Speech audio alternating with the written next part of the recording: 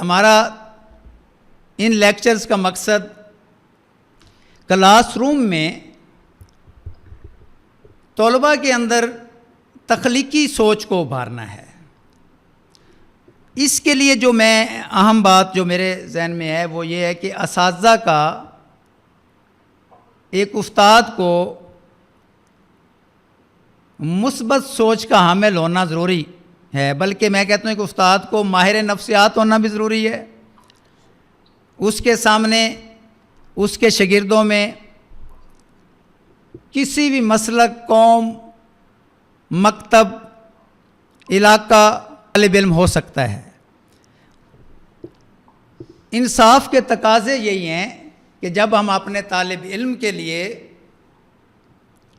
بطور استاد اسے کچھ سکھانا چاہتے ہیں تو ہم تمام تعصبات سے بالا تر ہو کر، افسانہ بھیڑیا میرے ذہن میں آ گیا کہ افسانہ بھیڑیا کا مرکزی خیال، یعنی بھیڑیا جو ایک علامت ہے خوف کی، افسانہ بھیڑیا میرے ذہن میں آ گیا کہ افسانہ بھیڑیا کا مرکزی خیال، یعنی بھیڑیا جو ایک علامت ہے خوف کی، باہر نہیں آ پاتا۔ میں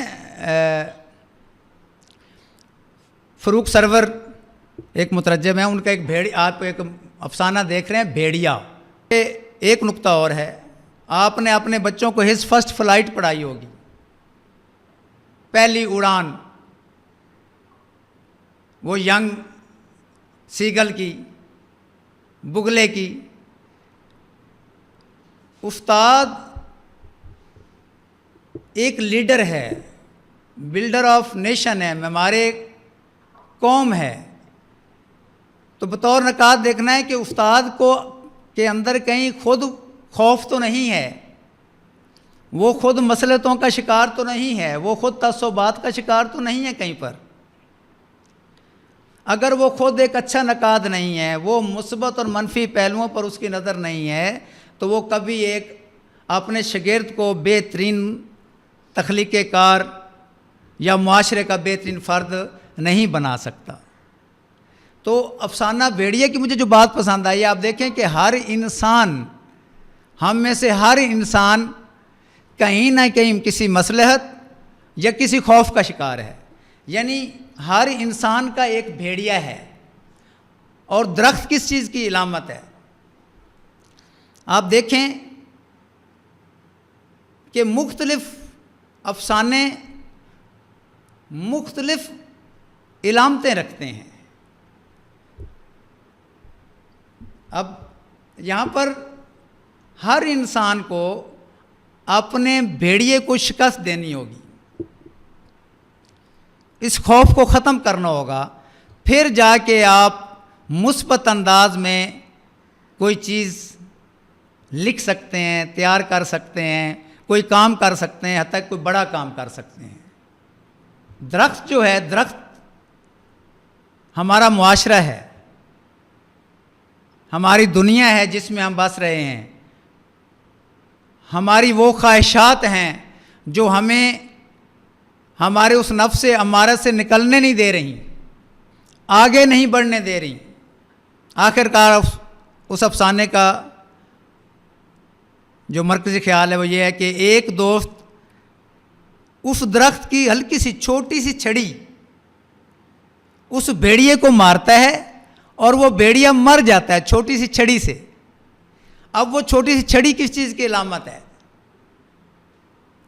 آپ یقیناً اس بات پہ پہنچ گئے ہوں گے کہ وہ چھوٹی سی چھڑی ایک کوشش کی علامت ہے،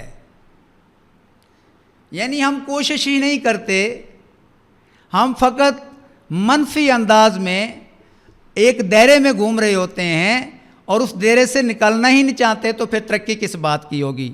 ہم کچھ نیا کیسے کر کے دکھائیں گے؟ ہم کچھ تخلیق کیسے کر پائیں گے؟ ہمارے معاشرے میں بڑے بڑے نام ہیں افسانے کے لحاظ سے۔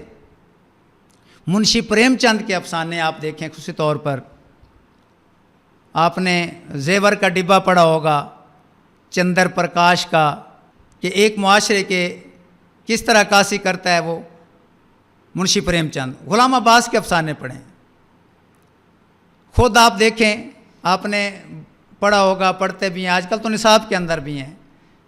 कतबा,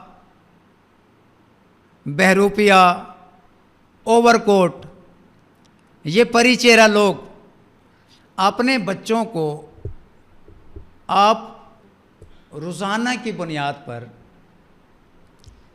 चंद सत्रें, कोई टॉपिक, ओपनली टॉपिक दिया करें और कुछ ना कुछ लिखने पर आमादा किया करें कि वो अपने अंदर की बात को तहरीर करें। बाज़ औक़ात आप देखते हैं कि एक बड़ा हमें फ़र्क नज़र आता है कि बाज़ लोग बोलना तो जानते हैं लेकिन जब लिखना पड़े तो लिख नहीं सकते। इसी तरह एक तबका ऐसा है जो लिखना तो जानता है लेकिन अगर उसको बोलना पड़ जाए